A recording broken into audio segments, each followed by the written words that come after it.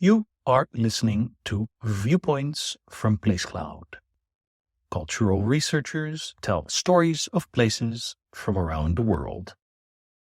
For the full multimedia experience and to support the creators you enjoy, visit placecloud.io. Flames are racing towards your house, consuming everything in their path. What do you rescue from the inferno? Family photos and sentimental objects, money and valuables, work papers? For Samuel Pepys, on the 4th of September 1666, the answer was obvious: his Parmesan cheese. We know this from Pepys's famous diaries. He was chief secretary to the Admiralty in the late 17th century, and he was close to the court and the government. His sometimes obscenely detailed journals provide us with a first-hand account of many significant events of the time. 2 days before he buried his cheese, Pepys and his wife had been woken by their maids early in the morning, telling them of a great fire that they could see in the distance. Looking from his window here in Seething Lane, Pepys decided that the fire was far enough away not to bother them and went back to bed. Later in the day, however, reports began to reach him that hundreds of houses had already burned and that the fire was still spreading. From atop the Tower of London, he could see that it had reached London Bridge, the houses and workshops built on top of it ablaze. The Great Fire of London was only just beginning.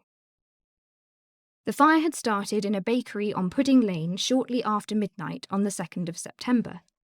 The fire could have been stopped earlier if the indecisive Lord Mayor, Thomas Bloodworth, had given permission for nearby houses to be pulled down, creating fire breaks. But he didn't. For 4 days the fire raged, whipped into a firestorm by strong winds.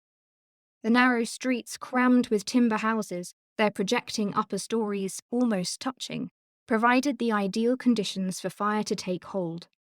Meanwhile, in the many workshops and storehouses spread throughout the city, flammable materials such as tar, oil, and brandy fed the flames. Another danger was the gunpowder stored in many private homes left over from the English Civil War about 15 years earlier.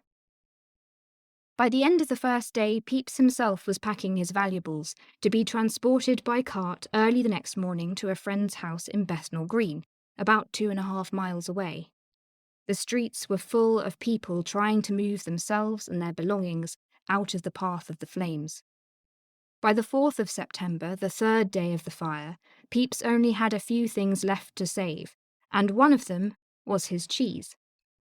With the help of his friend Admiral William Penn, he dug a hole in the garden in which they buried their wine and Pepys's Parmesan to protect it from the flames. That night, he said, the inferno looked ever closer, and the whole heaven on fire. But why save the cheese? Parmesan was a highly valuable commodity in the 17th century. It was imported from Italy in great quantities, some wheels weighing up to 200 pounds or 90 kilograms, the same as a modern-day refrigerator, slightly more than the average UK man. The longer it was aged, the more valuable it became, the process taking 2 years on average. Parmesan was thus a prestige object and frequently given as a diplomatic gift. Early in the previous century, Henry VIII had received the magnificent gift of 100 Parmesan cheeses from the Pope. Even now, Parmesan is considered an extremely valuable investment. There are rumoured to be over 300,000 wheels of Parmesan cheese maturing in bank vaults across Italy, valued at over $200 million. And there have been numerous high-profile instances of theft by organised crime operations. Parmesan is valuable stuff. No wonder Pepys wanted to rescue his. That same night, the blowing up of houses to make a fire break had begun in earnest. Although flames were lapping at the end of Seething Lane on the 5th of September, they never reached Pepys's house, and by the 7th the fire had been put out. Everywhere the streets were full of displaced people, hundreds of thousands made homeless by the inferno. It's estimated that 13,500 houses were destroyed in those 4 days, along with 87 parish churches, Old St Paul's Cathedral, and many other public buildings.